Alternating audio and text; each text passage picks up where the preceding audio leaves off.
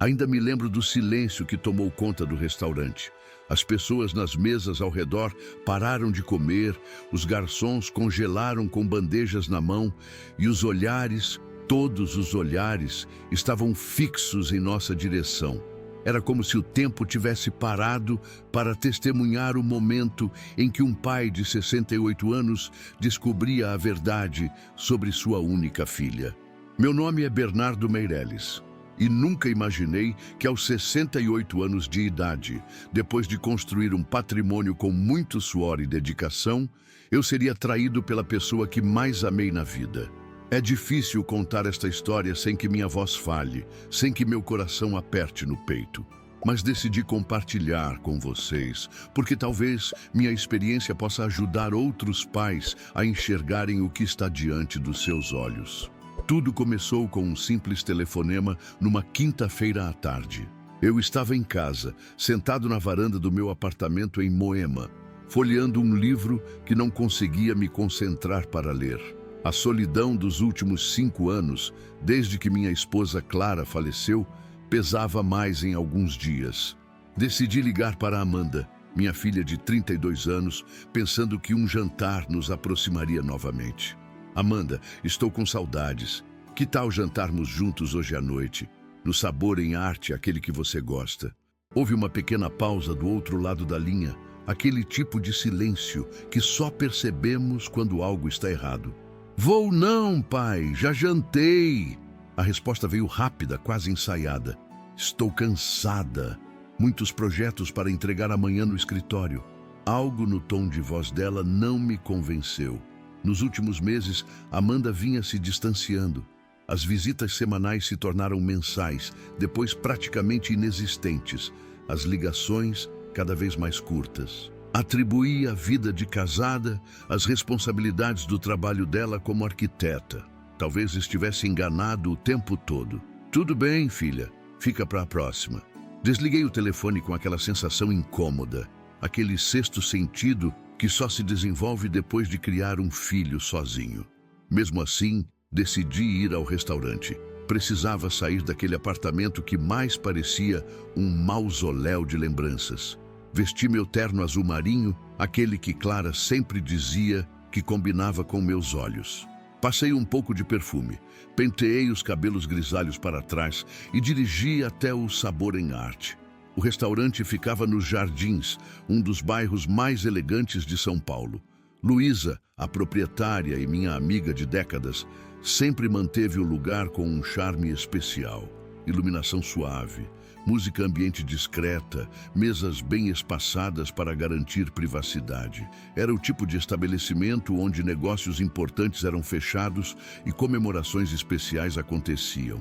Entrei no restaurante, cumprimentei o maître que me conhecia bem e fui conduzido a uma mesa. Foi quando a vi. Amanda estava lá, sentada numa mesa ao fundo, vestindo um vestido preto que eu havia dado de presente no aniversário dela. Ao seu lado, Gustavo, seu marido de 35 anos, um homem que nunca fez questão de esconder sua ambição. E completando o trio, para minha surpresa, Arnaldo Pacheco, pai de Gustavo e empresário conhecido no ramo imobiliário. Meu corpo inteiro congelou.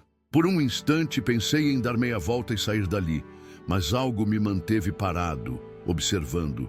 Eles riam, taças de champanhe nas mãos, papéis espalhados sobre a mesa. Papéis que, de longe, pareciam documentos. Então, aconteceu. Amanda me viu. Nossos olhares se cruzaram através do restaurante. Vi seus olhos se arregalarem por um segundo, antes de se inclinarem para falar algo com Gustavo e Arnaldo. Os três olharam na minha direção e, para meu espanto e dor, começaram a rir.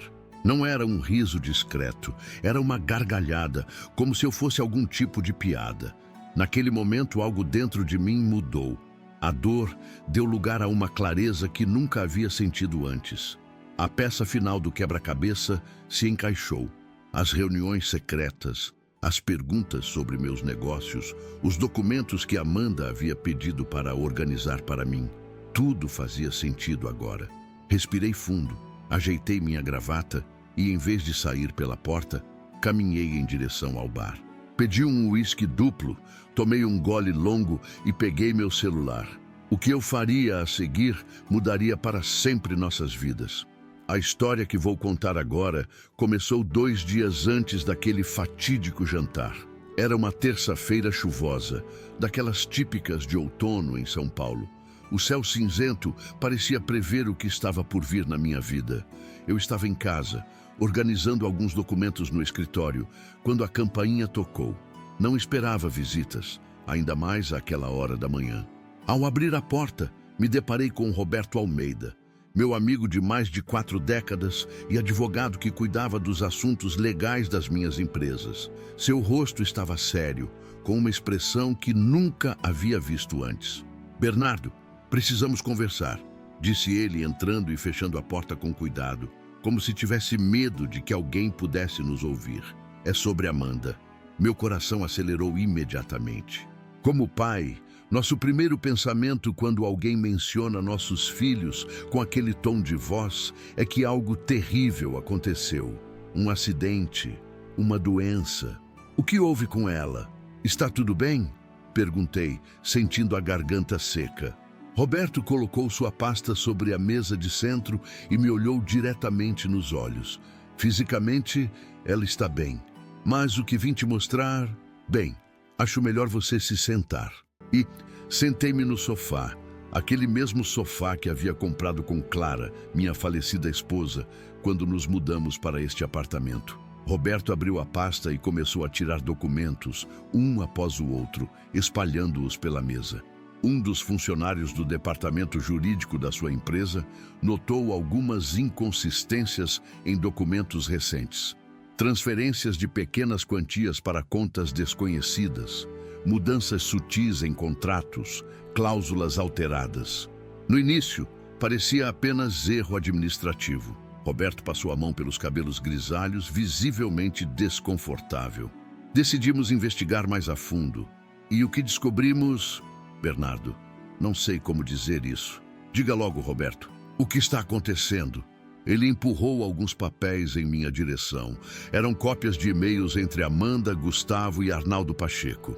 Os e-mails datavam de 6 meses atrás e detalhavam, passo a passo, um plano para transferir gradualmente o controle das minhas empresas para eles. Havia menções a documentos falsificados, assinaturas forjadas e até mesmo a possibilidade de me declarar mentalmente incapaz, caso eu descobrisse algo. Meus olhos percorriam aquelas palavras, mas minha mente se recusava a acreditar. Como minha única filha, a menina que embalei nos braços quando tinha febre, a adolescente a quem ensinei a dirigir, a mulher a quem entreguei com orgulho na igreja. Como ela poderia estar planejando me trair dessa forma? "Deve haver algum engano", murmurei, mais para mim mesmo do que para Roberto. "Infelizmente não há. Temos mais provas." Ele tirou da pasta um pendrive. "Aqui estão gravações de reuniões entre eles e alguns funcionários-chave da empresa que foram cooptados. E isso não é tudo." Roberto então me mostrou documentos que haviam sido alterados, contratos com cláusulas modificadas e, o mais chocante, uma procuração com minha assinatura forjada, dando a Amanda poderes amplos sobre todos os meus bens. "Como conseguiram isso?" perguntei, segurando o documento com mãos trêmulas. "Lembra-se de quando você ficou hospitalizado com pneumonia há 3 meses? Amanda levou vários documentos para você assinar no hospital. Entre eles, havia folhas em branco que você assinou confiando nela. Ela usou essas assinaturas." Uma onda de náusea me invadiu. Lembrei-me perfeitamente daquele dia. Estava febril, com dificuldade para respirar. Amanda apareceu com uma pasta cheia de documentos, dizendo que eram urgentes para a empresa. "Confie em mim, pai", ela havia dito. E eu confiei, como sempre. O plano deles era transferir tudo gradualmente para não levantar suspeitas, continuou Roberto. Primeiro, pequenas quantias de dinheiro. Depois, participações minoritárias nas empresas. E, finalmente, quando tudo estivesse quase concluído, eles planejavam te confrontar com um ultimato. Ou você entregava o controle pacificamente, ou eles usariam as evidências que fabricaram para te declarar incapaz de gerir seus negócios. Levantei-me bruscamente, incapaz de continuar sentado. Caminhei até a janela e observei a chuva que caía lá fora. As gotas escorriam pelo vidro, assim como as lágrimas que começavam a se formar em meus olhos. Não eram lágrimas de tristeza, mas de raiva. Uma raiva profunda que nunca havia sentido antes. Quem mais está envolvido? Perguntei, sem me virar. Além de Amanda, Gustavo e Arnaldo, identificamos 3 funcionários do alto escalão da empresa. Mas o cérebro por trás de tudo parece ser Arnaldo. Os e-mails mostram que foi ele quem arquitetou o plano, aproveitando-se do acesso que Amanda tinha às suas coisas. Fiquei em silêncio por alguns minutos, tentando processar tudo aquilo. Pensei em Clara, em como ela teria ficado devastada ao saber que nossa única filha havia se tornado isso, uma traidora, uma golpista. O que você sugere que eu faça? Perguntei finalmente, voltando a me sentar. Roberto explicou que tínhamos opções legais. Poderíamos ir à polícia imediatamente, acusar formalmente todos os envolvidos. Mas isso significaria um escândalo público, manchetes nos jornais, o nome da família arrastado pela lama. Além disso, processos assim poderiam se arrastar por anos, causando instabilidade nas empresas e afetando milhares de funcionários que dependiam dos seus empregos. Há outra opção, disse Roberto hesitante. Podemos agir silenciosamente, reverter todas as transferências que já foram feitas, bloquear o acesso deles às contas e aos sistemas da empresa, preparar toda a documentação legal e, quando estiver tudo pronto, confrontá-los. Pensei nas 2 alternativas. A primeira significaria justiça imediata, mas à custa de um escândalo que afetaria não apenas minha reputação, mas a de toda a família Meireles. A segunda me daria tempo para organizar tudo, minimizar os danos e talvez até mesmo dar a Amanda uma chance de explicar suas ações. Vamos com a segunda opção, decidi, mas quero ter certeza absoluta antes de fazer qualquer acusação. Foi então que me veio a ideia de convidar Amanda para jantar. Queria olhar nos olhos dela, dar uma última chance para que me contasse a verdade por conta própria. Talvez houvesse uma explicação que eu não estava vendo. Talvez ela estivesse sendo manipulada por Gustavo e Arnaldo. Ligarei para ela amanhã e marcarei um jantar para quinta-feira, disse a Roberto. Enquanto isso, prepare tudo o que for necessário legalmente. Se minhas suspeitas se confirmarem, quero estar pronto para agir. Roberto assentiu e começou a recolher os documentos. Antes de sair, ele colocou a mão em meu ombro, um gesto de solidariedade entre velhos amigos. Bernardo, sinto muito por tudo isso. Sei o quanto você ama a Amanda. Obrigado, meu amigo, por me alertar e por estar ao meu lado. Depois que Roberto saiu, fiquei sentado sozinho naquela sala por horas, repassando mentalmente cada momento dos últimos meses. Pequenos sinais que havia ignorado começaram a fazer sentido. Amanda perguntando sobre detalhes das empresas, Gustavo sugerindo novas oportunidades de investimento que sempre pareciam beneficiá-los de alguma forma. Encontros cancelados de última hora. Na manhã seguinte, liguei para Amanda como havia planejado. A conversa foi breve, casual. Perguntei sobre seu trabalho, comentei sobre o tempo e finalmente fiz o convite para jantarmos juntos na quinta-feira. Sua hesitação foi quase imperceptível, mas estava lá. Vou verificar minha agenda e te confirmo, pai, ela disse. Horas depois, recebi uma mensagem. Desculpe, pai, não vai dar para jantar na quinta. Tenho uma reunião importante com clientes. Mais uma mentira para a crescente coleção. Naquele mesmo dia, recebi uma ligação inesperada. Era Vicente Pacheco, irmão de Gustavo, um homem que sempre pareceu deslocado na família. Enquanto Gustavo e Arnaldo exibiam uma ambição desmedida, Vicente mantinha-se discreto, administrando sua pequena livraria no centro da cidade. Sr. Meireles, precisamos conversar pessoalmente. É sobre meu irmão e seu relacionamento com Amanda. Encontramo-nos em um café discreto, longe dos olhos curiosos. Vicente estava visivelmente nervoso, os dedos tamborilando constantemente na mesa. Não sei como dizer isso, mas acho que você está sendo enganado. Ele começou, a voz baixa. Ouvi conversas entre meu pai e Gustavo. Estão planejando algo contra o senhor, envolvendo suas empresas. Uma parte de mim esperava que Vicente fosse desmentir tudo, dizer que havia algum mal-entendido. Em vez disso, ele confirmou minhas piores suspeitas e acrescentou novos detalhes sombrios ao plano. Por que está me contando isso? Perguntei, genuinamente curioso sobre suas motivações. Vicente respirou fundo antes de responder. Porque meu pai e meu irmão destruíram nossa família com sua ganância. Nossa mãe morreu de desgosto após descobrir os negócios escusos do meu pai. Não posso ficar parado, vendo eles fazerem o mesmo com outra família. Agradeci a Vicente por sua honestidade e perguntei se ele estaria disposto a me ajudar, caso fosse necessário. Ele concordou, fornecendo mais informações sobre as movimentações de Gustavo e Arnaldo. Na quarta-feira, dia anterior ao jantar, reuni-me novamente com Roberto. Tínhamos um plano detalhado agora. Todas as medidas legais estavam preparadas para serem executadas com um único telefonema. Também descobrimos, graças às informações de Vicente, que Amanda, Gustavo e Arnaldo planejavam um jantar de comemoração no Sabor em Arte na quinta-feira, o mesmo dia em que eu havia convidado Amanda para jantar. Eles estão celebrando antecipadamente o sucesso do golpe, explicou Roberto, mostrando-me mensagens que Vicente havia encaminhado. Acreditam que em poucas semanas terão controle total sobre tudo.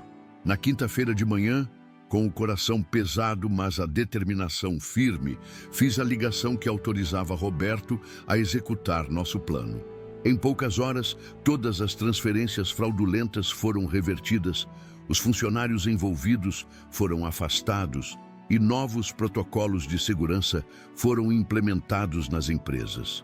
Também transferi todos os bens que estavam no nome de Amanda para uma fundação beneficente que ajudava crianças com câncer, a mesma causa que Clara havia defendido em vida. Foi a decisão mais difícil que já tomei, mas sabia que era necessária. Não se tratava apenas de punir Amanda, mas de proteger o legado que havia construído com tanto esforço e que sustentava centenas de famílias. À tarde, liguei novamente para Amanda, fazendo um último convite para o jantar. Como já esperava, ela recusou. "Vou não, pai. Já jantei", foi a resposta automática, a mentira tão natural em sua voz que me perguntei quantas outras inverdades ela havia me contado ao longo dos anos. Aquela noite, vesti-me com cuidado especial. O terno azul marinho que Clara adorava, a gravata que Amanda havia me dado no último dia dos pais, o relógio que era uma herança do meu próprio pai. Queria que aquela ocasião, por mais dolorosa que fosse, tivesse uma certa dignidade. Antes de sair, olhei uma última vez para a foto de Clara na mesa de cabeceira. "Me dê força", sussurrei para a imagem da mulher com quem compartilhei mais de 3 décadas de vida. O caminho até o restaurante Sabor em Arte foi silencioso. Nem mesmo o rádio liguei, preferindo o silêncio que me permitia organizar os pensamentos e preparar-me emocionalmente para o que estava por vir. Ao chegar, Luísa, proprietária do restaurante e amiga de longa data, me recebeu com um abraço caloroso. Ela estava a par da situação, tendo concordado em ajudar no plano. "Está tudo preparado", sussurrou ela. "Os seguranças estão posicionados e Vicente já confirmou que eles estão aqui."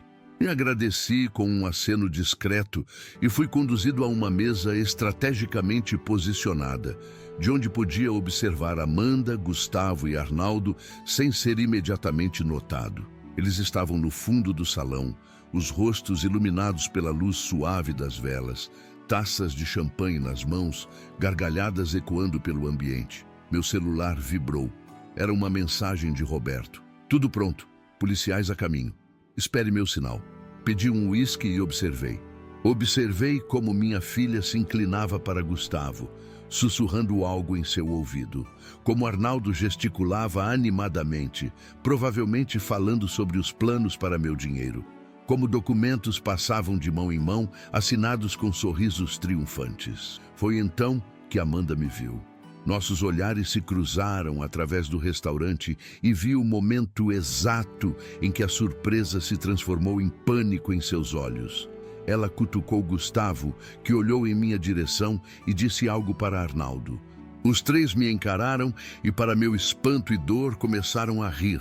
Uma risada nervosa, talvez, um mecanismo de defesa. Ou talvez estivessem realmente se divertindo com a coincidência, achando que eu não sabia de nada, que era apenas um velho tolo aparecendo no lugar errado, na hora errada. Naquele momento, qualquer dúvida que ainda pudesse existir em meu coração se dissipou. A decisão estava tomada. O plano seria executado até o fim. E enquanto levantava minha taça, em uma saudação silenciosa na direção deles, uma única lágrima escorreu pelo meu rosto. Não por mim, mas pela filha que havia perdido. Não para a morte, mas para a ganância. O que aconteceu a seguir transformaria nossas vidas para sempre, de maneiras que nenhum de nós poderia prever. Enquanto observava aquelas três pessoas rindo, senti algo estranho acontecer dentro de mim. Era como se o Bernardo de antes, aquele homem confiante, amoroso e talvez ingênuo demais, estivesse dando lugar a alguém mais frio, mais calculista. Não era uma sensação agradável, mas naquele momento parecia necessária. Pedi ao garçom que me trouxesse o cardápio. O rapaz, percebendo a tensão no ar, aproximou-se discretamente. "O senhor está bem?" perguntou ele em voz baixa. "Estou ótimo", respondi, forçando um sorriso. "Quero o melhor vinho que vocês tiverem e o prato mais caro do cardápio." O jovem assentiu e se afastou. Voltei minha atenção para o celular, onde uma mensagem de Roberto acabara de chegar. Acabei de receber a confirmação. Todas as transferências bancárias foram concluídas, cartões bloqueados, acesso às empresas revogado. Estamos prontos. Aquelas palavras simples representavam o culminar de 48 horas frenéticas. Após descobrir a traição, mergulhamos em uma operação silenciosa, mas devastadora. Como um jogador de xadrez prestes a dar o cheque-mate, cada movimento foi meticulosamente planejado. Na manhã daquele mesmo dia, acordei antes do amanhecer. O céu ainda estava escuro quando me sentei na escrivaninha do meu escritório, a mesma onde assinei o primeiro contrato da minha empresa há quase 4 décadas. Abri a gaveta e tirei uma pasta antiga, amarelada pelo tempo. Dentro estava o testamento que havia feito anos atrás, deixando tudo para Amanda. Rasguei o documento em pedaços pequenos, sentindo cada fibra do papel ceder entre meus dedos. Era simbólico, claro. O documento oficial estava com Roberto e seria legalmente substituído naquela manhã. Mas precisava daquele gesto, daquela finalidade tangível. Às 7 horas, Roberto chegou com os novos documentos. Transferimos legalmente todos os bens que estavam no nome de Amanda para a Fundação Clara Meireles, batizada em homenagem à minha falecida esposa, que ajudava crianças com câncer. Era uma causa que Clara sempre apoiou, e senti que de alguma forma ela estaria aprovando minha decisão. "Tem certeza disso, Bernardo?" perguntou Roberto antes que eu assinasse o último documento. "É uma decisão irreversível." Olhei para a foto de Amanda na parede, uma imagem dela aos 22 anos no dia de sua formatura. Naquela época, seus olhos ainda brilhavam com inocência e gratidão. "Quando foi que tudo mudou?" "Tenho certeza", respondi, assinando com firmeza.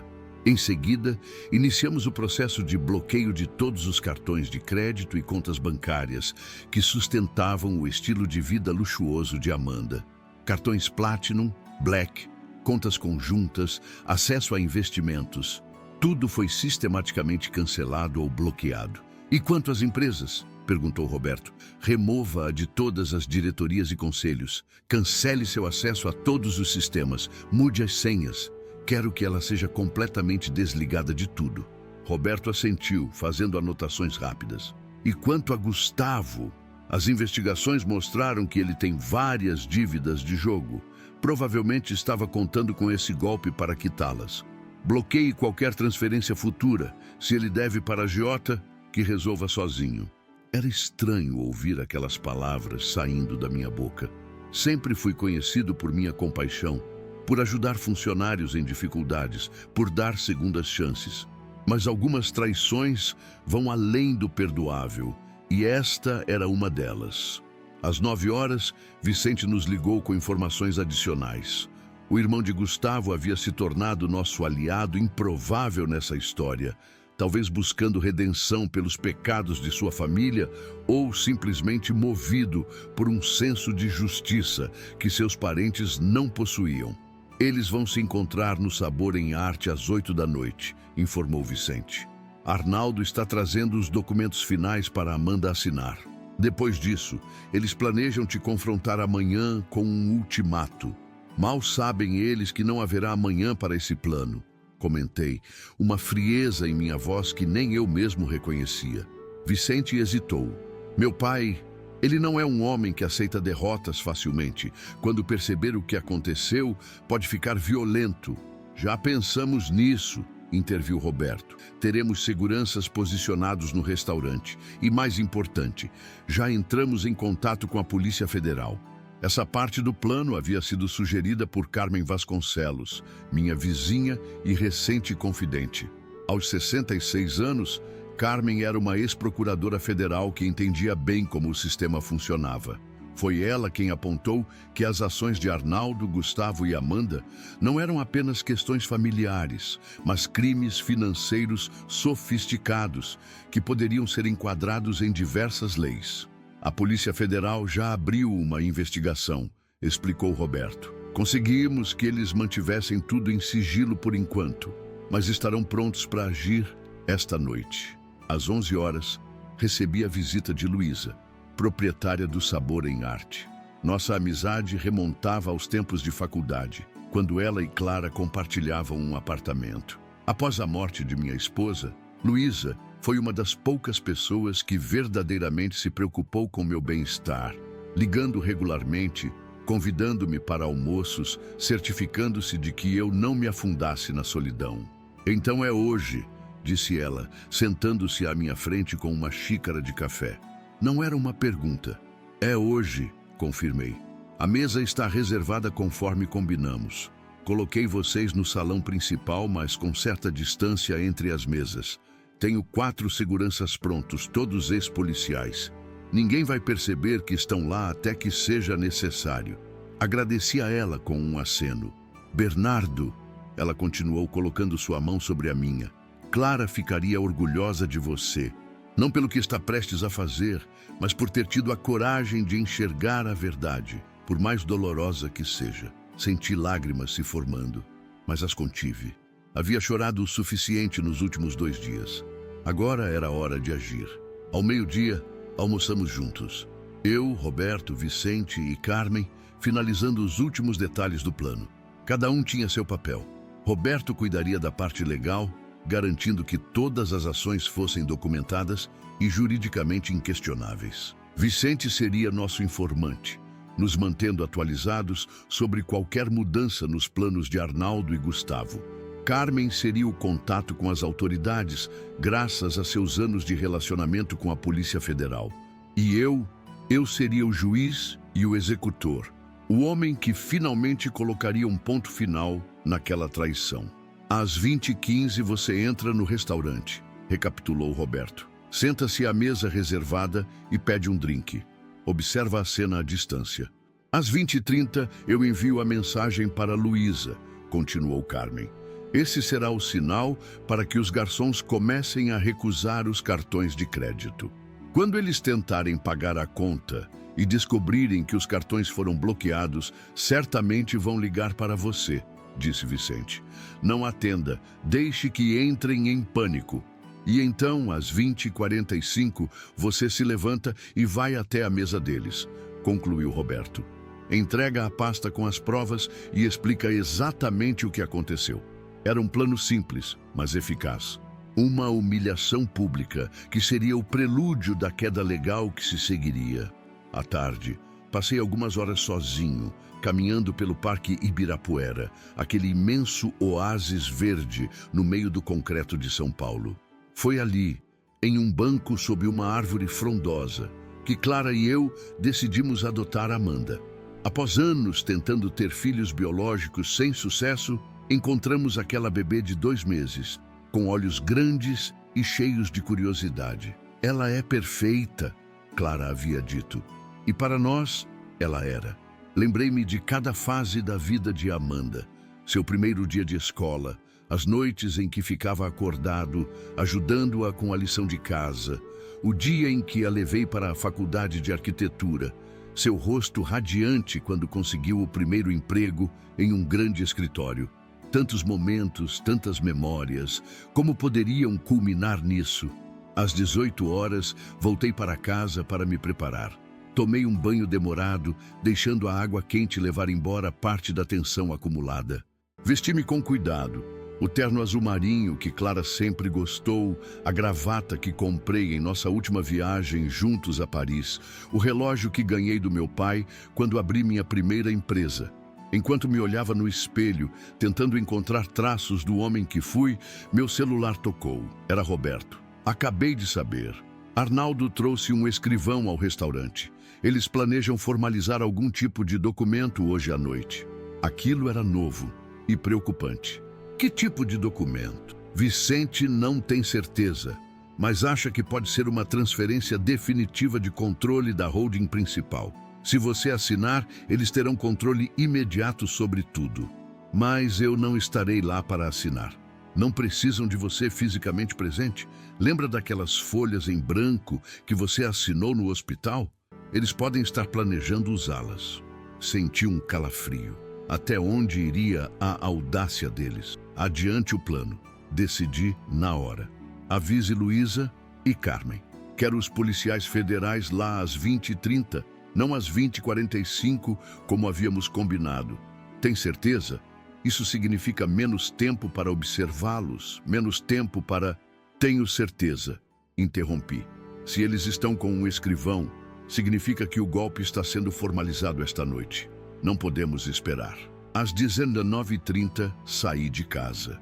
O trânsito de São Paulo, sempre caótico, parecia particularmente intenso naquela noite, como se a cidade inteira conspirasse para aumentar minha ansiedade. Liguei o rádio, tentando distrair meus pensamentos, mas nada adiantava.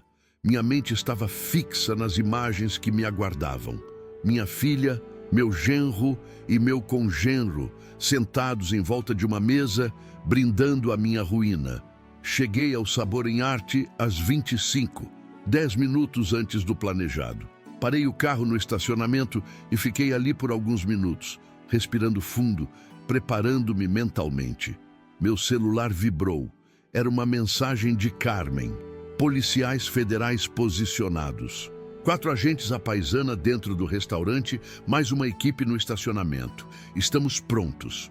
Entrei no restaurante às 20h10. Luísa me recebeu pessoalmente, seu rosto uma máscara de profissionalismo que apenas os olhos preocupados desmentiam. Eles chegaram há 20 minutos, sussurrou ela, enquanto me conduzia à mesa. Mesa 15, ao fundo. O escrivão está com eles e há uma pasta grande na mesa. Agradeci com um aceno discreto e sentei-me na mesa reservada, estrategicamente posicionada para que eu pudesse observá-los sem ser imediatamente notado. Pedi um uísque duplo, mais para ter algo nas mãos do que por desejo de beber. De onde estava, podia ver Amanda radiante em seu vestido preto, gesticulando animadamente enquanto falava.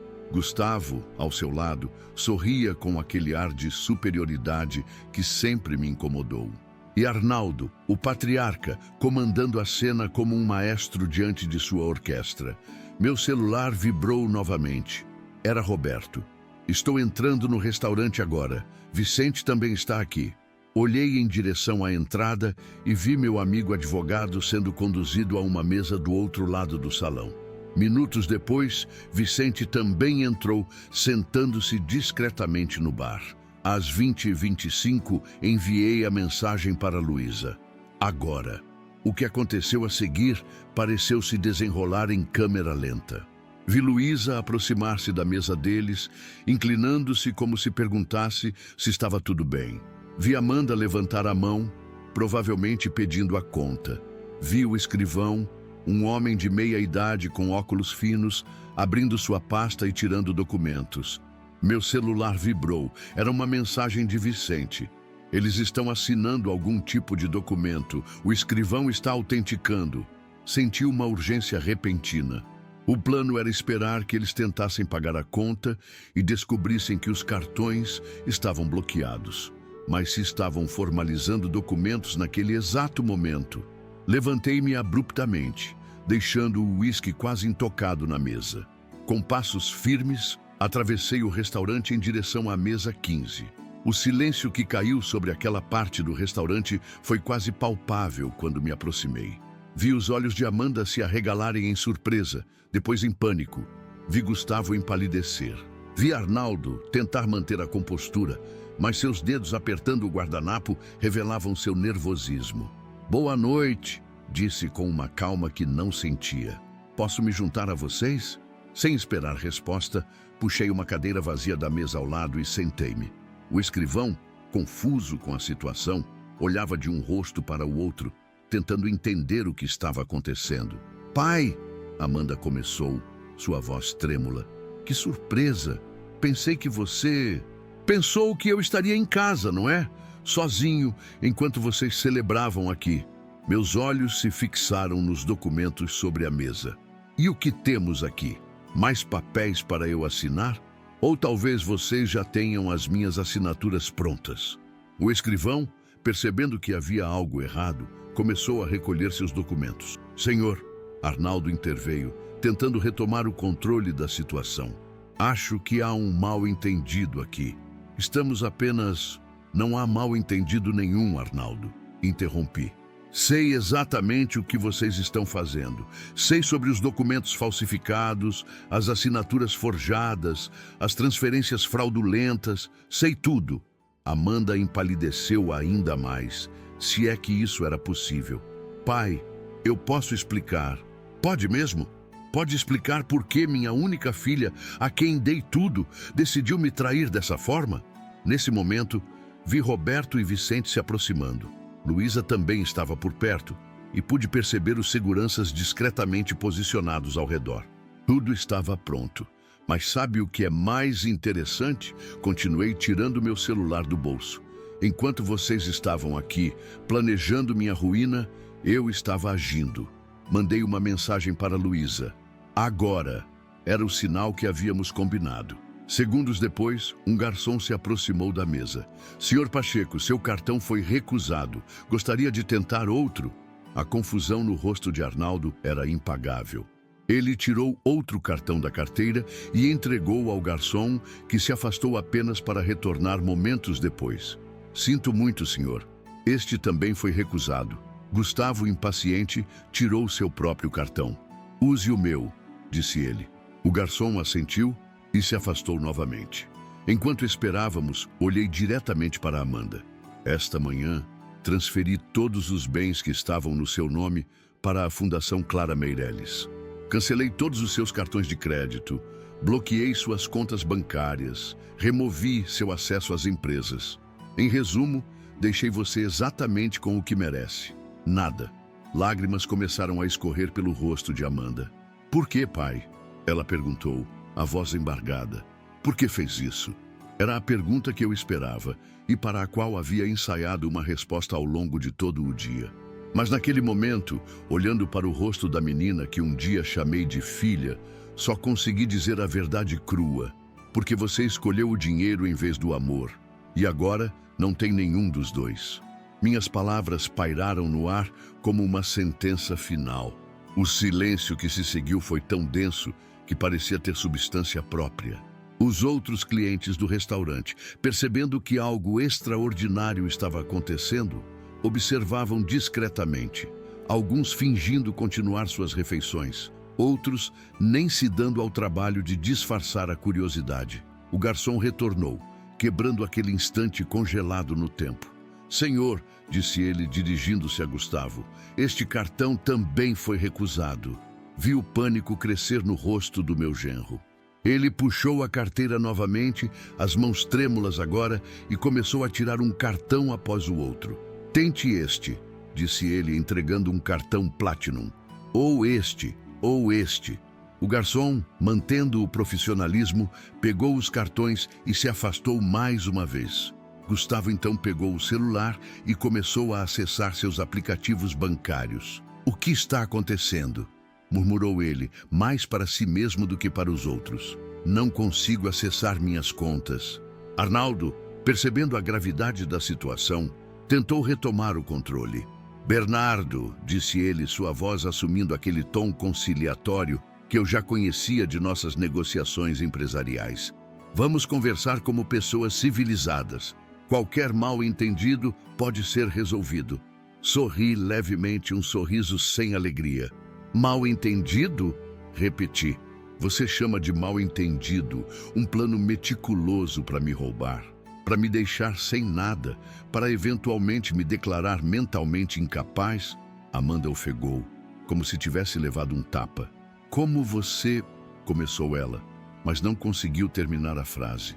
Peguei minha pasta, que havia deixado estrategicamente sob a cadeira antes de me aproximar, e a coloquei sobre a mesa.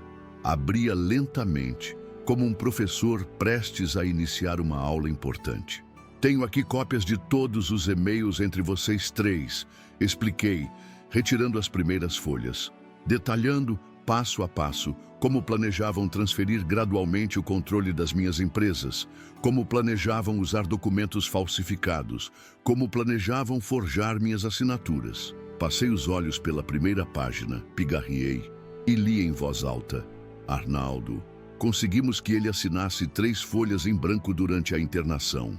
Podemos usar para a transferência das ações da holding principal. Ele estava tão dopado que nem lembrou no dia seguinte.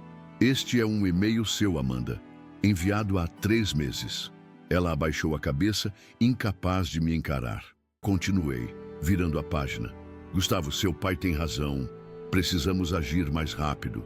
O velho pode desconfiar a qualquer momento. Já transferimos 15% das ações para as contas offshore, mas precisamos acelerar. Quando tivermos 51%, daremos o bote final. Este é um e-mail seu, Amanda, de 2 semanas atrás. Arnaldo, sempre o estrategista, percebeu que precisava mudar de tática. Bernardo, você está tirando tudo de contexto. Essas mensagens são apenas o começo, interrompi, tirando mais documentos da pasta. Tenho aqui cópias de todas as transferências fraudulentas que vocês tentaram realizar. Tenho relatórios dos funcionários que vocês cooptaram. Tenho gravações de reuniões onde vocês discutem abertamente como me enganar. O garçom retornou mais uma vez, agora visivelmente constrangido. Senhor, todos os cartões foram recusados. Há algum problema com o pagamento? Antes que qualquer um deles pudesse responder, levantei minha mão. O jantar está pago, disse eu. Considere meu último presente para você, Amanda. O garçom assentiu e se afastou rapidamente, aliviado por não ter que lidar mais com aquela situação tensa. Amanda, agora com lágrimas escorrendo livremente pelo rosto, estendeu a mão em minha direção. Pai, por favor, você não entende. Não foi ideia minha. Gustavo e Arnaldo, eles me pressionaram, me manipularam. Olhei para minha filha e pela primeira vez naquela noite, permiti que a dor que sentia transparecesse em minha voz. Não insulte minha inteligência, Amanda. Li seus e-mails, ouvi suas gravações. Você não foi manipulada, você foi a manipuladora. Gustavo, percebendo que a situação estava completamente fora de controle, tentou uma abordagem mais agressiva. Você não pode fazer isso, disse ele, inclinando-se para a frente. Temos contratos, temos documentos legais. Você não pode simplesmente cancelar tudo. Posso e já fiz.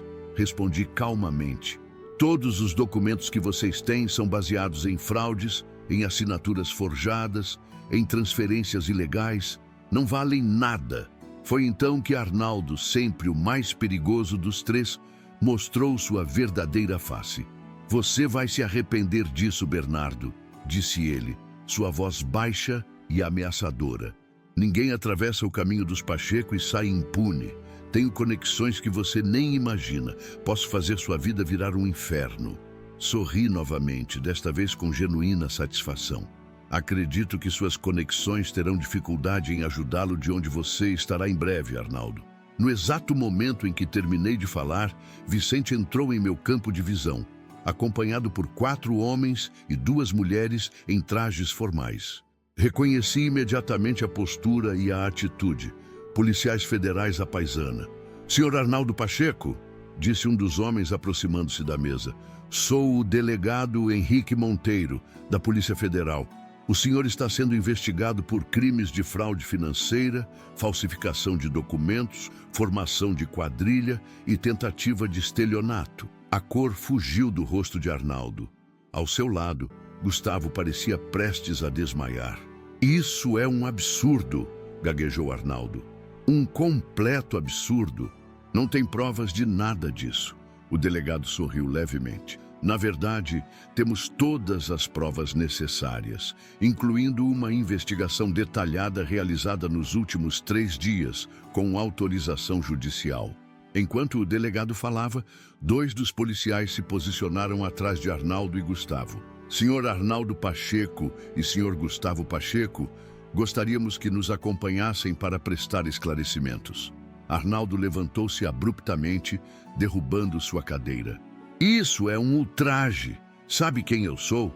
Tenho amigos em Brasília, no judiciário. Vocês não podem me tratar assim. O delegado impassível apenas estendeu a mão para um de seus colegas, que lhe entregou um documento. Este é um mandado de condução, senhor Pacheco. O senhor pode vir conosco voluntariamente ou podemos usar outros métodos. A escolha é sua. Percebi que Arnaldo estava prestes a fazer algo estúpido. Seus olhos saltavam, seu rosto estava vermelho e suas mãos fechadas em punhos. Antes que ele pudesse agir, porém, Vicente, seu próprio filho, interveio. Pai, não complique ainda mais as coisas. Vá com eles, responda às perguntas. Se for inocente, nada acontecerá. O olhar que Arnaldo lançou ao filho estava carregado de tanto ódio que senti um arrepio percorrer minha espinha. Você, sibilou ele, você nos traiu, seu próprio sangue. Vicente não recuou. Não, pai, você traiu a si mesmo quando decidiu que a ganância era mais importante que a honestidade. Aquelas palavras, tão semelhantes às que eu havia dito a Amanda, pairaram no ar por um momento. Então, com um suspiro resignado, Arnaldo ajeitou seu terno e fez um gesto para Gustavo. Vamos, e ligue imediatamente para o Dr. Sérgio. Diga a ele para nos encontrar na delegacia. Enquanto eles eram escoltados para fora do restaurante, o silêncio voltou a reinar na mesa. Amanda, sozinha agora, parecia uma sombra da mulher confiante que era minutos antes. Suas lágrimas haviam cessado, substituídas por um olhar vazio, como se estivesse em choque. E eu? Perguntou ela finalmente, sua voz apenas um sussurro. Também vou ser presa? Olhei para minha filha, a criança que embalei nos braços, a adolescente que ensinei a dirigir, a mulher que entreguei no altar. Tantas memórias, tantos momentos de orgulho e amor. E agora, este momento de profunda decepção. Não, respondi, a voz firme apesar da dor que sentia. Pelo menos não hoje. Mas sua participação neste esquema será investigada. E dependendo do que as autoridades encontrarem... Deixei a frase no ar, incapaz de completá-la. A ideia de ver minha filha em uma cela de prisão era algo que minha mente se recusava a processar completamente, apesar de sua traição. Amanda assentiu lentamente, como se finalmente entendesse a gravidade da situação. O que acontece agora? Perguntou ela, quase infantil em sua vulnerabilidade. Agora, disse eu, levantando-me da cadeira, você vai para casa, ou melhor, para algum lugar que possa chamar de casa, já que o apartamento onde você vivia foi comprado com meu dinheiro e agora pertence à Fundação Clara Meireles. Ela me olhou com olhos arregalados. Você não pode estar falando sério. Onde vou morar? Isso, respondi, colocando meu guardanapo sobre a mesa. Não é mais problema meu. Você é uma mulher adulta, Amanda. Uma arquiteta formada. Tenho certeza de que encontrará um caminho.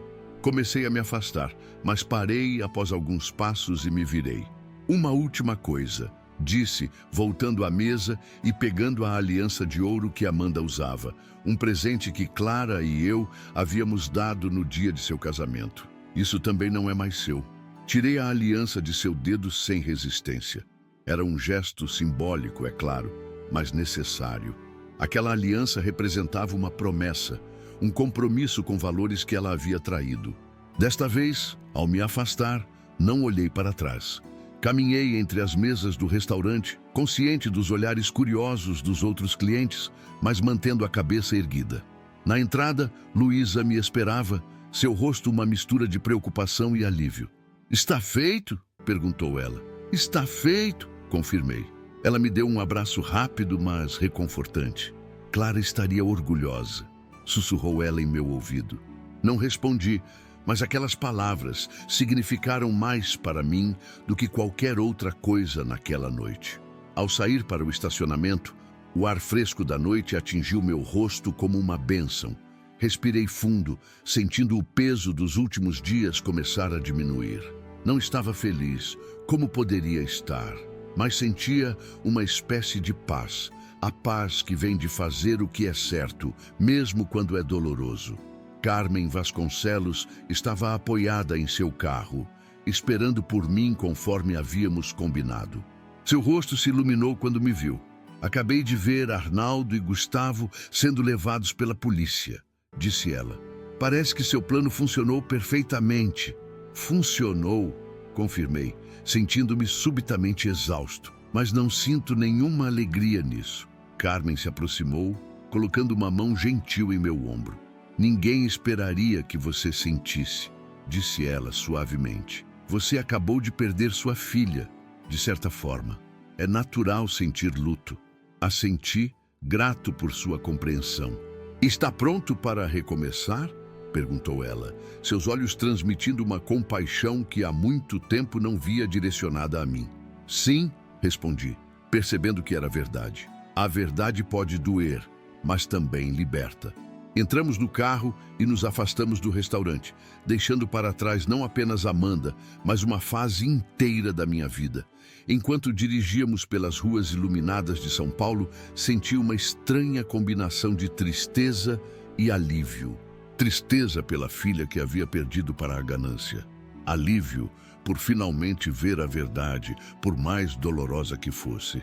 O telefone de Carmen tocou, interrompendo meus pensamentos. Ela atendeu, usando o viva-voz do carro. "Carmen", veio a voz de Roberto. "Acabei de saber. Arnaldo está cooperando com a polícia, entregando documentos e nomes. Parece que está tentando negociar sua situação." "E Gustavo?" perguntei. Ele desabou. Está chorando e dizendo que foi manipulado pelo pai. Clássico. "E Amanda?" perguntei, mesmo sabendo que não deveria me importar.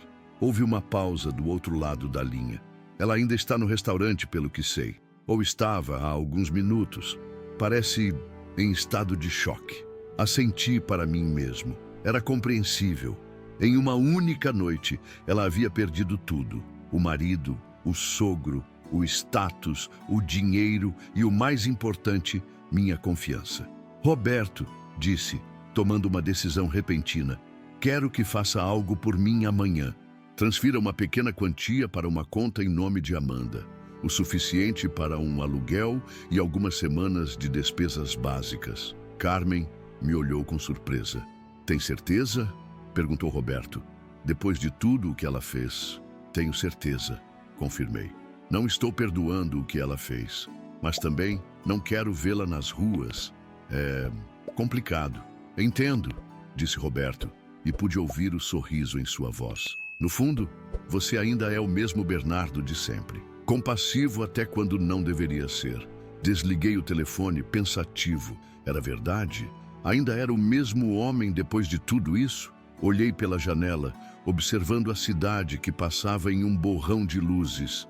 São Paulo, esta cidade imensa e implacável, que havia testemunhado tanto da minha vida, meus sucessos e fracassos, minhas alegrias e tristezas, e agora este capítulo sombrio que estava finalmente chegando ao fim. Para onde vamos? Perguntou Carmen, interrompendo meus pensamentos. Pensei por um momento. Não queria voltar para meu apartamento vazio, cheio de lembranças e fantasmas. Não esta noite. Conhece algum lugar onde possamos tomar um café? Perguntei. Um lugar tranquilo, onde possamos conversar. Carmen sorriu, um sorriso gentil que iluminou seu rosto. Conheço o lugar perfeito, disse ela, fazendo uma curva. Enquanto nos afastávamos do centro da cidade, senti uma estranha leveza tomar conta de mim. Não era felicidade, estava longe disso, mas era algo parecido com esperança. A esperança de que, apesar de tudo, ainda havia um caminho à frente. Um caminho diferente do que havia planejado, certamente, mas um caminho mesmo assim. E pela primeira vez em dias, permiti-me pensar que talvez, apenas talvez, este não fosse o fim, mas um novo começo. O café que Carmen escolheu era um pequeno estabelecimento na Vila Madalena, um desses lugares aconchegantes, escondidos em uma rua tranquila, longe do burburinho dos grandes centros comerciais. Nas paredes de tijolos à vista, quadros de artistas locais criavam uma atmosfera intimista. A iluminação suave, combinada com o aroma de café recém-moído, trouxe uma sensação de normalidade que eu não sentia há dias. Escolhemos uma mesa nos fundos, onde poderíamos conversar sem ser perturbados. Uma garçonete de meia-idade, com um sorriso genuíno, anotou nossos pedidos. Um café preto para mim, um chá de camomila para Carmen. Este lugar me lembra um café em Paris, onde Clara e eu costumávamos ir, comentei olhando ao redor. Nas nossas viagens anuais, sempre reservávamos uma manhã para sentar naquele café, observando as pessoas passarem, fazendo planos para o futuro. Carmen sorriu, seus olhos refletindo compreensão. Vocês tiveram um casamento bonito, disse ela, não como uma pergunta, mas como uma constatação. Tivemos, confirmei, sentindo a familiar pontada de saudade. 32 anos juntos, e mesmo assim, quando ela partiu, senti que ainda tínhamos tanto pela frente. A garçonete trouxe nossos pedidos, interrompendo momentaneamente a conversa. Agradeci com um aceno e tomei um gole do café, permitindo que o líquido quente e amargo me trouxesse de volta ao presente. Sabe o que é mais irônico? Perguntei, colocando a xícara de volta no pires. Clara sempre foi a que mais se preocupava com Amanda. Ela via coisas que eu me recusava a ver, pequenos sinais de egoísmo, de manipulação. Bernardo, ela dizia, estamos criando uma menina que acha que merece o mundo sem fazer nada para conquistá-lo. Eu sempre achava que ela estava sendo dura demais. Carmen assentiu, compreensiva. É difícil para os pais enxergarem as falhas dos filhos, especialmente quando amamos tanto. E eu amava, admiti, sentindo a emoção embargar minha voz. Ainda amo, apesar de tudo. É esse o problema. Mesmo sabendo o que ela fez, mesmo tendo visto as provas, uma parte de mim ainda quer acreditar que há uma explicação, que ela foi manipulada, que... Não consegui terminar a frase. Carmen estendeu a mão sobre a mesa, cobrindo a minha com gentileza. É natural, Bernardo. O amor de um pai não desaparece da noite para o dia, nem mesmo diante da pior traição. Ficamos em silêncio por alguns instantes, deixando que as palavras pairassem entre nós. Ao nosso redor, outros clientes conversavam em voz baixa, criando um murmúrio reconfortante. A vida continuava, alheia ao drama que eu acabara de viver. Meu celular vibrou no bolso. Era uma mensagem de Roberto. Amanda acaba de sair do restaurante. Parece desorientada. Devo fazer algo? Olhei para a mensagem por um longo momento, sentindo o peso da responsabilidade. Finalmente respondi: não. Ela precisa lidar com as consequências sozinha. Assim que enviei a mensagem, senti uma pontada de culpa. Era a resposta certa? Estava sendo cruel demais? Ou, pelo contrário, ainda estava sendo condescendente demais? Notícias? Perguntou Carmen, percebendo minha expressão preocupada. Amanda, respondi simplesmente. Roberto diz que ela parece desorientada.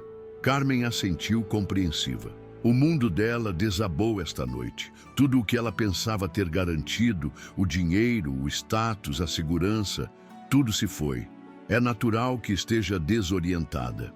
Uma parte de mim quer ir até ela, confessei. Confortá-la como fazia quando era pequena e tinha um pesadelo, mas não é mais uma criança, completou Carmen. É uma adulta que fez escolhas conscientes, escolhas que te machucaram profundamente. Exatamente.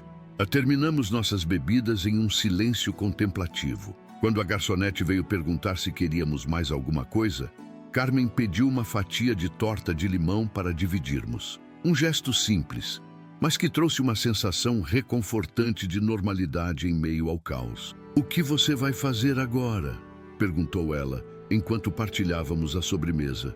"Com as empresas, quero dizer." Era uma boa pergunta, uma que eu não havia me permitido considerar completamente até aquele momento. "Vou reestruturar tudo", decidi. "Remover todos os envolvidos no esquema, reorganizar a diretoria, implementar novos controles e talvez seja a hora de considerar seriamente a aposentadoria." "Mesmo?", Carmen pareceu surpresa. "Sempre achei que você era daqueles que morreria trabalhando." Sorri levemente, reconhecendo a verdade em suas palavras. Eu também pensava assim, mas os últimos dias me fizeram questionar muitas coisas. O que realmente importa? O que quero fazer com o tempo que me resta? Olhei pela janela, para a rua parcialmente iluminada. Um casal jovem caminhava de mãos dadas, rindo de alguma piada particular. Um cachorro pequeno os seguia, pulando animadamente. Cenas simples da vida cotidiana que, de repente, pareciam infinitamente preciosas. "Sabe", continuei, "passei tanto tempo construindo um império para deixar para Amanda que nunca parei para pensar se era isso que realmente queria. Se era isso que Clara teria querido. E o que você acha que Clara teria querido?" Refleti por um momento, lembrando-me dos últimos meses de vida de minha esposa. Como ela insistia para viajarmos mais, para aproveitar cada momento. Como falava sobre projetos sociais, sobre fazer a diferença no mundo. "Ela teria querido que eu vivesse", respondi finalmente. "Não apenas existisse, mas vivesse plenamente. E talvez ajudasse outros a fazer o mesmo." Carmen sorriu, um sorriso caloroso que iluminou seus olhos. "Acho que você acaba de encontrar seu próximo capítulo, Bernardo." Naquela noite, Carmen me deixou em casa. Recusei seu gentil convite para ficar em seu apartamento de hóspedes, sentindo que precisava enfrentar meu próprio espaço, meus próprios fantasmas. Ao entrar no apartamento silencioso, fui recebido pelo familiar vazio que se instalara desde a partida de Clara. Mas desta vez, o silêncio não parecia tão opressor. Caminhei até o escritório e liguei o computador. Havia trabalho a fazer, decisões a tomar. Primeiro, enviei um e-mail para Roberto, detalhando as mudanças que queria implementar nas empresas imediatamente. Depois, redigi um comunicado para os funcionários, explicando que haveria uma reestruturação, mas garantindo que seus empregos estavam seguros. Por fim, algo que eu havia pensado no caminho de volta. Criei um novo documento, um esboço para uma fundação educacional. Algo que proporcionaria bolsas de estudo para jovens talentosos de famílias sem recursos. Um legado diferente do que havia planejado, mas um que fazia mais sentido agora. Quando terminei, já passava das 3 da manhã. Exausto, mas com uma clareza mental que não sentia há anos. Fui para a cama e, surpreendentemente, dormi profundamente pela primeira vez desde que toda essa situação começara. Os dias seguintes passaram em um turbilhão de atividades. Reuniões com advogados, depoimentos à polícia, conversas com executivos das empresas. A notícia do golpe frustrado vazou para a imprensa como era inevitável, e por alguns dias me vi no centro de uma tempestade midiática. Empresário desmantela golpe milionário orquestrado pela própria filha, diziam as manchetes. Evitei dar entrevistas, deixando que Roberto lidasse com a imprensa. Concentrei-me no que realmente importava, reconstruir o que havia sido abalado, não apenas nas empresas, mas em minha própria vida. Uma semana após aquela noite no restaurante, recebi uma ligação inesperada. Era Vicente. "Senhor Meireles", disse ele, sua voz transmitindo um cansaço que eu compreendia bem. "Achei que gostaria de saber. Meu pai e meu irmão aceitaram um acordo com o Ministério Público. Vão confessar tudo em troca de uma redução na pena." "E Amanda?" perguntei, incapaz de evitar a pergunta que me atormentava. Houve uma pausa do outro lado da linha. "Ela não foi formalmente acusada ainda. Aparentemente, meu pai está tentando assumir toda a responsabilidade, dizendo que a manipulou. Não sei se é verdade ou se está apenas tentando protegê-la por algum motivo." Agradeci a Vicente pela informação e desliguei, sentimentos contraditórios lutando dentro de mim. Por um lado, sentia alívio ao saber que Amanda poderia ser poupada das consequências legais mais severas.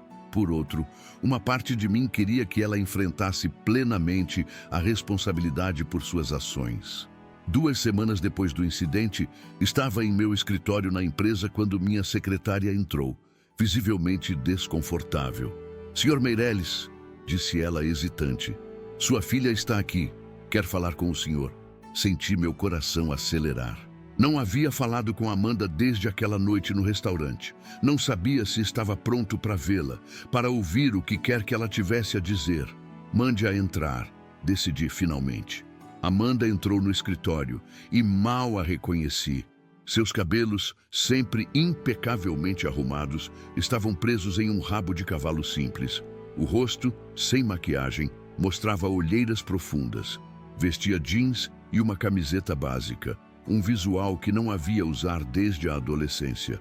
"Pai", disse ela, sua voz quase um sussurro. "Amanda", respondi mantendo minha voz neutra. "Por favor, sente-se." Ela se sentou na cadeira em frente à minha mesa, as mãos entrelaçadas sobre o colo, os olhos baixos. "Eu vim agradecer", começou ela, surpreendendo-me. "Pelo dinheiro que você transferiu. Não precisava ter feito isso. Não depois do que eu fiz." Mantive-me em silêncio, observando-a, tentando discernir se sua gratidão era genuína ou apenas outra manipulação. "Também vim dizer que consegui um emprego", continuou ela diante do meu silêncio, "em um pequeno escritório de arquitetura no Ipiranga. O salário não é grande, mas é suficiente para alugar um apartamento pequeno e recomeçar." "Estou surpreso", admiti. "Pensei que você procuraria ajuda dos seus amigos ricos ou talvez tentasse algum esquema para recuperar o que perdeu." Amanda levantou os olhos e vi dor genuína neles. "Mereço isso", disse ela, assentindo levemente. "Mereço sua desconfiança, seu desprezo. O que fiz, não há desculpas." Ela respirou fundo, como se reunisse coragem. "Gustavo me deixou no dia seguinte ao incidente. Disse que eu havia arruinado tudo, que por minha causa ele estava enfrentando processo criminal, como se a ideia não tivesse sido dele e do pai desde o início." Não pude evitar um leve sorriso irônico. "E assim os ratos abandonam o navio que afunda." "Exatamente", concordou ela, um leve sorriso amargo em seus lábios. "Descobri que todos aqueles amigos que tínhamos não eram amigos de verdade. Desapareceram assim que souberam que eu não tinha mais acesso ao seu dinheiro." Ficamos em silêncio por alguns instantes. Pela janela, podíamos ver o horizonte de São Paulo, aquela cidade imensa e implacável que não perdoa fraquezas. "Por que, Amanda?" perguntei finalmente a pergunta que me atormentava. "Por que você fez isso? Já tinha tudo. Um bom emprego, um apartamento, cartões de crédito, viagens. O que mais você queria?" Ela pareceu refletir profundamente antes de responder. "Não sei se consigo explicar de uma forma que faça sentido", começou ela, a voz baixa. "No início, eram pequenas coisas. Gustavo sempre falando sobre como você era controlador, como mantinha as rédeas curtas nos negócios, como nunca nos dava autonomia verdadeira. Então Arnaldo começou a plantar ideias de como poderíamos fazer as coisas diferentemente, de como poderíamos expandir os negócios se tivéssemos controle. Ela fez uma pausa, passando a mão pelos cabelos. E eu comecei a acreditar. Comecei a ver você como um obstáculo, não como meu pai. Comecei a achar que merecia mais, que tinha direito a mais. Foi como uma bola de neve, cada pequena decisão levando a outra pior. Até que chegamos àquele ponto. Até que decidiram me roubar. Completei sem rodeios. Sim, admitiu ela, a voz embargada. Até que decidimos te roubar. É horrível dizer em voz alta, mas é a verdade. Mais uma vez, o silêncio se instalou entre nós. Lá fora, a cidade continuava seu ritmo frenético, alheia ao drama que se desenrolava naquela sala. O que você quer de mim agora, Amanda? Perguntei finalmente. Perdão? Seu dinheiro de volta? Suas joias? Seus cartões de crédito? O quê? Ela balançou a cabeça, lágrimas começando a escorrer por seu rosto. Não quero nada disso. Sei que não mereço. Só queria que você soubesse que estou tentando ser melhor, tentando consertar o que é possível consertar. Sei que nunca poderemos voltar ao que éramos antes, mas talvez um dia possamos ter algum tipo de relacionamento novamente, mesmo que seja apenas como conhecidos distantes. Olhei para minha filha, porque, apesar de tudo, ela ainda era minha filha, e senti uma mistura complexa de emoções. Raiva, tristeza, decepção, mas também, surpreendentemente, uma pontada de orgulho por vê-la assumindo responsabilidade, tentando recomeçar. Não sei se algum dia conseguirei confiar em você novamente, Amanda, disse honestamente. Algumas feridas são profundas demais para cicatrizar completamente. Mas ela me olhou, esperança brilhando através das lágrimas. Mas estou disposto a tentar. Não agora, não amanhã, mas algum dia, talvez. Amanda assentiu, entendendo a magnitude daquela pequena concessão. É mais do que mereço, disse ela, enxugando as lágrimas. Obrigada. Quando ela se levantou para sair, notei algo diferente em sua postura. Uma humildade que nunca havia visto antes. Uma compreensão de suas próprias falhas. Talvez, pensei, esta experiência dolorosa pudesse ser o catalisador para uma transformação genuína. Amanda, chamei, quando ela já estava na porta. Domingo que vem. Almoço na padaria Sabor de Minas ao meio-dia. Se quiser aparecer, um pequeno sorriso, frágil, mas genuíno, iluminou seu rosto. Estarei lá, prometeu ela. Depois que Amanda saiu, fiquei sentado em silêncio por um longo tempo, refletindo sobre tudo o que havia acontecido. Sobre as escolhas que fizemos, as consequências que enfrentamos, os caminhos que tomamos. Meu telefone tocou, interrompendo meus pensamentos. Era Carmen. Estou na recepção, disse ela. Pronto para nosso almoço? Sorri, sentindo uma onda de gratidão por esta mulher que havia entrado em minha vida em um momento tão turbulento, trazendo consigo uma calma e uma sabedoria que eu desesperadamente precisava. Estou descendo, respondi. Antes de sair, parei diante da foto de Clara, na parede do escritório. Seu sorriso sereno parecia dizer que tudo ficaria bem, que mesmo nas situações mais difíceis, sempre há um caminho adiante. Que mesmo quando perdemos aquilo que amamos, ainda há espaço para novos começos, novas conexões, novas formas de amar. Obrigado, sussurrei para a fotografia, sabendo que, de alguma forma, Clara havia me guiado através daquela provação. 3 meses se passaram desde aquela noite fatídica no restaurante. Arnaldo e Gustavo foram condenados a penas de prisão por fraude financeira e outros crimes. Amanda, surpreendentemente, cumpriu sua promessa de recomeçar. Nossos almoços de domingo tornaram-se uma tradição hesitante, desconfortável no início, mas gradualmente mais natural. A Fundação Clara Meireles estava em pleno funcionamento, já oferecendo bolsas de estudo para dezenas de jovens talentosos. As empresas, agora sob nova gestão, prosperavam com políticas mais transparentes e éticas. E eu encontrei um novo propósito, uma nova direção. Não era o caminho que havia planejado. Certamente não era o que esperava quando liguei para Amanda naquela quinta-feira, convidando-a para jantar. Mas era um caminho que fazia sentido agora. Um caminho que honrava não apenas o que perdi, mas também o que encontrei. Porque a verdade, por mais dolorosa que seja, sempre liberta. E às vezes, nas cinzas da destruição, encontramos as sementes de algo novo, algo inesperado, algo melhor. Esta é a minha história. Uma história de traição e redenção, de perda e recomeço. Uma história que ainda está sendo escrita, um dia de cada vez. Quando olho para trás e revivo essa história que acabei de compartilhar com vocês, percebo que a vida tem dessas reviravoltas que jamais poderíamos antecipar. Quem diria que aos 68 anos eu enfrentaria a maior traição que um pai pode sofrer?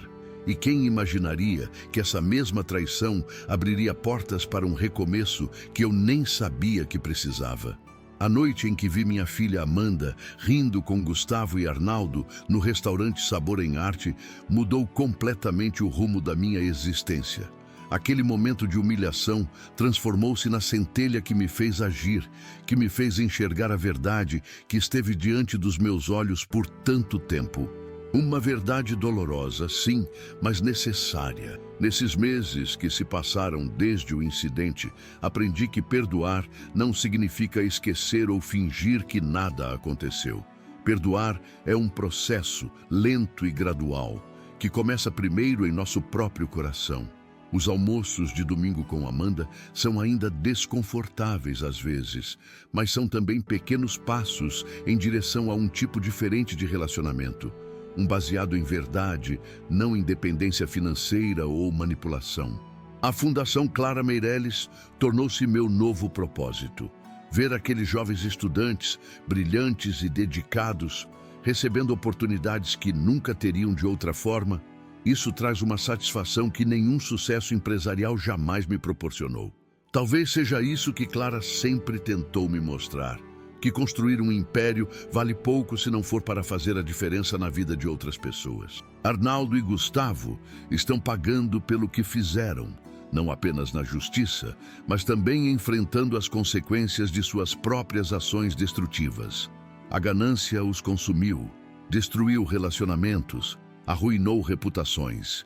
É uma lição amarga, mas talvez necessária para quem coloca o dinheiro acima de tudo.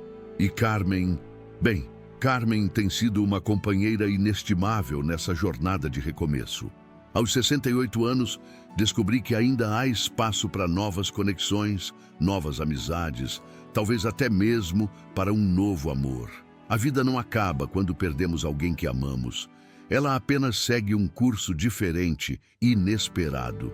Se existe uma lição que gostaria de deixar para vocês que me assistem é esta: estabeleçam limites claros com as pessoas que amam. O amor verdadeiro não é permissivo, não aceita qualquer comportamento, não se curva diante da manipulação. O amor verdadeiro sabe dizer não quando necessário, mesmo quando dói, mesmo quando quebra o coração. Talvez você esteja passando por algo semelhante agora. Talvez esteja vendo sinais de manipulação, de traição, de pessoas que só se aproximam por interesse. Se esse for o caso, espero que minha história lhe dê coragem para enfrentar a verdade, por mais dolorosa que seja. Porque, como descobri, a verdade pode machucar, mas também liberta. Gostaria de agradecer a todos que acompanharam meu relato até aqui. Se minha experiência tocou seu coração de alguma forma, peço que se inscrevam no canal Meu Avô Falou. Há muitas outras histórias como a minha. Histórias de pessoas comuns enfrentando desafios extraordinários. Histórias que podem trazer reflexões importantes para a sua própria vida. Deixe seu comentário abaixo contando o que você faria no meu lugar. Você perdoaria uma traição como essa? Como lidaria com a situação? Sua opinião é muito importante para mim e para todos que assistem a este canal. Não se esqueça de deixar seu like, compartilhar este vídeo com alguém que precisa ouvir esta mensagem. Quanto mais pessoas alcançarmos, mais poderemos ajudar outros a lidarem com situações semelhantes. E se este conteúdo foi valioso para você, considere nos ajudar com o Valeu Demais, uma forma de doação que nos permite cobrir os custos do canal e trazer mais vídeos diários como este. Sua contribuição, por menor que seja, faz toda a diferença para mantermos este trabalho vivo e alcançarmos mais pessoas com histórias que inspiram, que ensinam, que transformam. Dei meu sangue para contar esta história, revisitando momentos dolorosos, mas fiz isso porque acredito que nossas experiências mais difíceis podem servir de farol para outros. Sua ajuda, através do Valeu Demais, significa que poderei continuar compartilhando não apenas minha história, mas a de tantos outros que têm lições valiosas para ensinar. Nos vemos no próximo vídeo, onde mais uma história de vida aguarda para ser contada. Até lá, lembrem-se, família é importante, mas respeito e honestidade vêm em primeiro lugar.